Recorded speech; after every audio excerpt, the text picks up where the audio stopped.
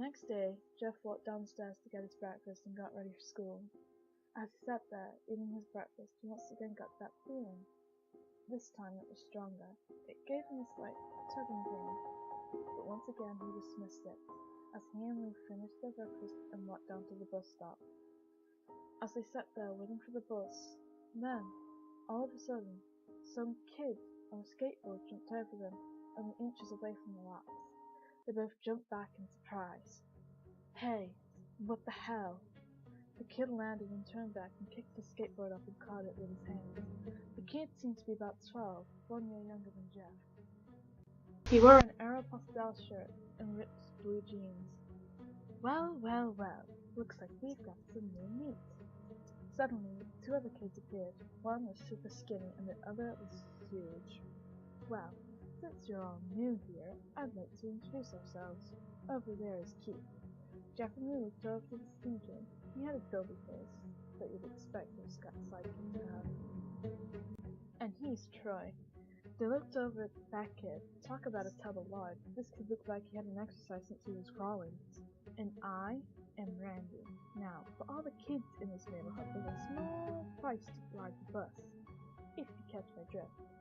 Lou stood up, ready to punch the lights out of the kid's eyes, when one of his friends pulled a knife on him. I hoped you'd have been more cooperative, but it seems that we must do this the hard way. The kid walked up to Lou and took his wallet out of his pocket. Jeff got that feeling again. Now it was truly strong, a burning sensation. He stood up as Lou gestured for him to sit down, but Jeff ignored him and walked up to the kid. Listen, punk, give me back my burled wallet, or else. Randy pulled the wallet in his pocket and pulled out his own knife. Oh, and what will you do? As he finished the sentence, Jeff popped the kid in the nose. As Randy reached for his face, Jeff grabbed the kid's hand and broke it. Randy screamed, and Jeff grabbed the knife from his hand. Troy and Keith rushed Jeff, but Jeff was too quick. He threw Randy to the ground. Keith flashed out of him, but Jeff ducked and stabbed him in the arm. Keith dropped his knife and fell to the ground, screaming. Troy rushed him too, but Jeff didn't even need the knife. He just punched Troy in the stomach and went straight down. He fell and puked all over. Lou could do nothing but look in amazement at Jeff. Jeff, how did you? That's all he said. They saw the bus coming, and they knew they'd be blamed for the whole thing, so they started running as fast as they could. As they ran, they looked back and saw the bus driver rushing over to Randy and the others. As Jeff and Lou made it into school, they didn't dare tell what happened. All they did was sit and listen. Lou just thought of it as his brother beating up a few kids, but Jeff knew it was something more. It was something scary. As he got that feeling, he felt how powerful it was, the urge to just hurt someone. He didn't like how it sounded, but he couldn't help feeling happy. He felt that strange feeling go away and stay away for the entire day of school.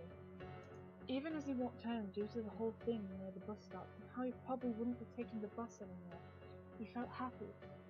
When he got home, his parents asked him how his day was, and he said in a somewhat ominous voice, "It was a wonderful day." The next morning he heard a knock at the door. Jeff walked down to find two police officers and his mother looking back at him with an angry look. Jeff, these officers tell me that you attacked 3 kids, and it wasn't regular fighting, and they were stabbed, son. Jeff's gaze fell to the floor, showing his mother that it was true. Mom, they were the ones who pulled the knives on me and Lou. Son, we found 3 kids, 2 stabbed, 1 with a bruise on his stomach, and we have witnesses proving you fled the scene. Now, what does that tell us? Jeff knew it was no use. He could say him and Lou had been attacked, but there was no proof that it wasn't them that attacked first. They could say that they weren't fleeing the scene because, truth be told, they were.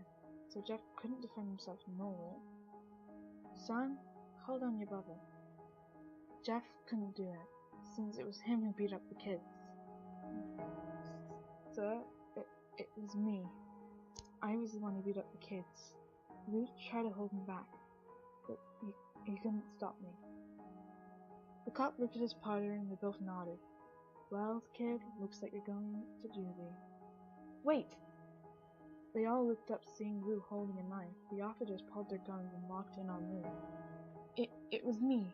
I beat up those punks. I have the marks to prove it. He lifted his sleeves up to reveal cuts and bruises as if he was in a struggle. Son, just put the knife down. Lou held up the knife and dropped it to the ground. He put his hands up and walked over to the cots. No, Lou, it was me. I did it. Jeff had tears running down his face. Poor bro, trying to take the blame for everything I did. Well, take me away. The police led Lou out to the patrol car. Lou, tell them! Tell them it was me! I was the one who beat up those kids! Jeff's mother put her hands on Jeff's shoulders. Jeff, please, you don't have to lie. We know it was you. You can stop. Jeff watched helplessly as the cop car sped off with Lou inside. A few minutes later, Jeff's dad pulled into the driveway. Seeing Jeff's face, he knew something was wrong. Son? Son, what is it? Jeff couldn't answer. His vocal cords were strained when he was crying. Instead, Jeff's mother locked his father inside to break the bad news to him as Jeff left in the driveway. An hour after or so, Jeff walked back into the house, seeing his parents. They were both shocked, sad, and disappointed. He couldn't look at him. He couldn't see how they thought of Lou when it was his fault. He just went to sleep, trying to get the whole thing off of his mind. 2 days went by with no word from Lou at the juvenile detention center. No friends to hang around with, nothing but sadness and guilt, until Saturday, when Jeff is woken up by his mother, with a happy, sunshiny face. Jeff, it's the day. She opened the curtains, letting the light flood into his room. What? What's today? Jeff asked as he stirs awake. Why, it's Billy's birthday party. He's now fully awake. Mom, you're joking, right? You don't expect me to go to some kid's party after. There was a long pause. Jeff, we both know what happened, and I think this party could be the thing that brightens up the past days. Now get dressed. Jeff's mother walked out of the room and downstairs to get himself ready. He fought himself to get up. He picked out a random shirt and a pair of jeans and walked downstairs. He saw his mom and father all dressed up. His mother wearing a dress and his father wearing a suit. He thought, why would they ever wear such fancy clothes to a kid's party? Son, is that all you're going to wear? Better than wearing too much. His mother pushed down the feeling to yell at him, but hid it with a smile. Now, Jeff, we may be overdressed, but if you want to go to a party, you need to make an impression. Jeff grunted and went back up to his room. Don't have any fancy clothes, he yelled. Just pick out something, his mother called. He looked around in his closet for what he would call fancy. He found a pair of black dress pants for special occasions and an undershirt. He couldn't find a shirt to go with them, though. He looked around and all he found was striped and patterned shirts, none which would go with dress pants. He finally found a white hoodie and put it on. You're wearing that? They both said. His mother looked at her watch. No time to change. Let's go, she said as she herded Jeff and his father out the door. They crossed the street over to Barbara's and Billy's house. They knocked on the door, and it appeared Barbara, just like his parents, way overdressed. As they walked inside, all Jeff could see was adults. No kids. The kids are out in the yard, Jeff. How about you go meet some of them? Jeff walked outside to a yard full of kids. They were running around wearing weird cowboy costumes and shooting guns at each other. He might as well have been standing in a Toys R Us. Suddenly a kid came up to him and handed it a toy gun and a hat. Hey, wanna play? No kid, I'm way too old for this stuff. The kid looked at him with a puppy dog face. Police? Fine. He put the hat on and pretended to shoot the kids. At first he thought it was completely ridiculous, but then he started to actually have fun. It might not have been super cool, but it was the first time he'd done something that took his mind off of Lou. So he played with the kids for a while. Until he heard a noise. A weird rolling noise. Then it hit him. Randy, Troy, and Keith all jumped over the fence on their skateboards. Jeff dropped the fake gun and ripped off the hat. Randy looked at Jeff with a burning hatred. Hello. Jeff, is it? We have some unfinished business. Jeff saw his bruised nose. I think we're even. I beat the crap out of you, and you get my brother sent to juvie. Randy had an angry look in his eyes. Oh no! I don't go for even. I go for winning. You may have kicked our asses that one time, but not today. As he said that, Randy rushed Jeff, and they both fell to the ground. Randy punched Jeff in the nose, and Jeff grabbed him by the ears and headbutted him.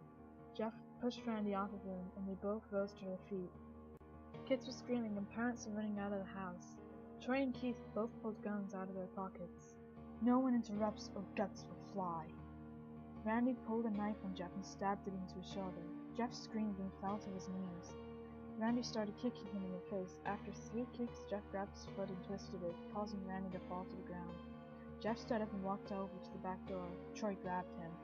Need some help? He picked Jeff up by the back of the collar and threw him through the patio door. Jeff tried to stand but was kicked down again to the ground. Randy repeatedly started to kick Jeff until he coughed up blood. Come on, Jeff. Fight me. He picks Jeff up and throws him into the kitchen. Randy sees a bottle of vodka on the counter and smashes it over Jeff's head. Fight! He threw Jeff back into the living room. Come on, Jeff. Look at me. Jeff glanced up to see his riddled face with blood. I was the one who got your brother sent to juvie. And now you're just gonna sit there and let him rot? For a whole year? You should be ashamed. Jeff starts to get up. Finally! You stand and fight! Jeff is now on his feet. Blood and vodka are on his face. Once again, he gets a strange feeling. The one that she hadn't felt for a while. Finally, he's up! Randy said, as he ran at Jeff. That's when it happens. Something inside of Jeff snapped. His psyche was destroyed. Whole rational thinking was gone. All he could do was kill. He grabbed Randy and pile-drived him onto the ground. He got on top of him and threw punches straight into his heart. The punches caused Randy's heart to stop.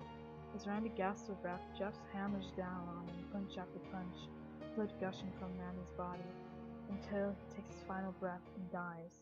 Everyone is now looking at Jeff.